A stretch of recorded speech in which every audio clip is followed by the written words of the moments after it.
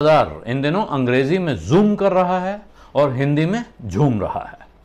कुछ ही कंपनियों पर नजर डालें तो बहुत से लोग हाथ मलते हुए नजर आ रहे हैं कि हाय, हमने इनमें पैसा क्यों नहीं लगा दिया, और लगाया भी तो इतना कम क्यों लगाया, और लगाया होता तो कितना अच्छा रहता, अपना सारा पैसा लगा दिया होता तो कितना अच्छा रहता। कौन सी हैं ये कंपनियां? यूं तो हर एक के पास अपनी अपनी लिस्ट होगी, इस वक्त तो जिससे भी पूछिए उसके पास ऐसी कंपनियों की बड़ी बड़ी लिस्ट होगी, लेकिन मैं सिर्फ 3 कंपनियों की बात करूंगा। पहली है आईटीसी, जो पहले इंडियन टोबैको कंपनी के नाम से जानी जाती थी, अब आईटीसी लिमिटेड उसका असली नाम है, ओरिजिनल नाम है।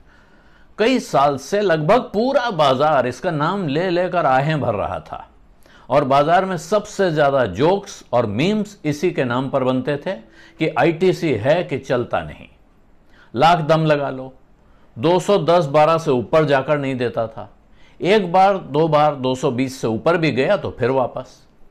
कुछ ही समय पहले एक बड़ा विवाद छिड़ा था कि देश के एक बड़े म्यूचुअल फंड एचडीएफसी ने आईटीसी बेच दिया है और एक दूसरे म्यूचुअल फंड पीपीएफएस ने आईटीसी में और पैसा डाल दिया है। तब डिबेट यह थी कि इन दोनों में से कौन सा फंड मैनेजर ज्यादा समझदार है, वो जिसने बेचा या वो जिसने खरीदा। हालत इतनी गंभीर थी कि पीपीएफएस की शेयर होल्डर मीटिंग में सिर्फ आईटीसी पर एक लंबा चौड़ा प्रेजेंटेशन हुआ, लेकिन अब अगस्त से अचानक इसने रफ्तार पकड़ी और एक महीने में यह 19% बढ़ा है और पिछले सिर्फ 5 दिनों में करीब 10% की तेजी दिखा चुका है। इस वक्त बाजार में खबर गर्म है, बल्कि कहें अटकल गर्म है कि आईटीसी का अमेज़न के साथ कोई बड़ा समझौता होने जा रहा है और अमेज़न इसके ई कॉमर्स कारोबार में, जो इनका ई चौपाल कारोबार है, उसमें बड़ा पैसा लगाने की तैयारी में है। अगर ऐसा हुआ तो फिर समझ लीजिए कि आईटीसी में अभी तक जो तेजी दिखी है वो सिर्फ ट्रेलर साबित होगी और फिल्म तो उसके बाद आएगी। और ऐसी दूसरी कंपनी है एवेन्यू सुपर मार्ट्स।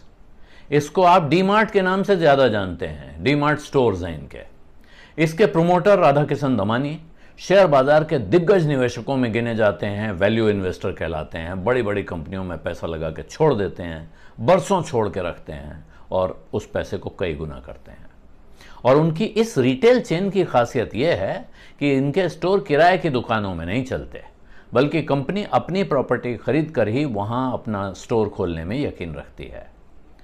कंपनी का 75% से कुछ ही कम हिस्सा खुद दमानी के पास है, यानी लगभग 74% दमानी खुद अपने ओन करते हैं।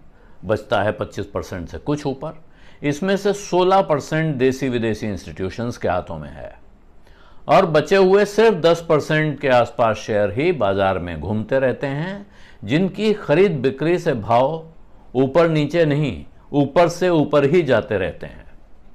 करीब 4 साल पहले जब इस कंपनी का आईपीओ आया था तो कंपनी ने 295 से 299 का प्राइस बैंड रखा था। 299 रुपए का शेयर अलॉट हुआ, लेकिन लिस्टिंग के दिन ही यह शेयर 604 रुपए पर खुला, यानी 2 गुने से ज्यादा। और उस वक्त भी जिसने खरीद लिया, यानी एक तरफ तो बेचने वाले को मुनाफा हुआ कि साहब डबल कर लिया पैसा, जिसने खरीदा उसे लगा बहुत महंगा खरीदा, लेकिन जिसने खरीदा वो आज तक मुनाफे में ही है। एक साल में इसमें, पिछले 1 साल में इसमें 171% का उछाल आया है और लिस्टिंग के बाद से अब तक, यानी इस पूरे 4 साल के पीरियड में, यह 7.5 गुना से ज्यादा बढ़ चुका है। और जिस कारोबार में यह कंपनी है, रिटेल के धंधे में, उस पर नजर रखने वालों का कहना है कि तेजी का सफर फिलहाल तो रुकने वाला नहीं है, क्योंकि भारत के, दुनिया के तमाम बड़े खिलाड़ी इसी बाजार पर नजर रखते हैं और वो इस कारोबार में एंट्री चाहते हैं। और इसलिए जो कंपनियां यहां इस धंधे में चमक रही हैं, उनकी वैल्यू कम नहीं होने वाली है, बढ़ेगी। कितना बढ़ेगी इसका हिसाब लगाना अभी मुश्किल है।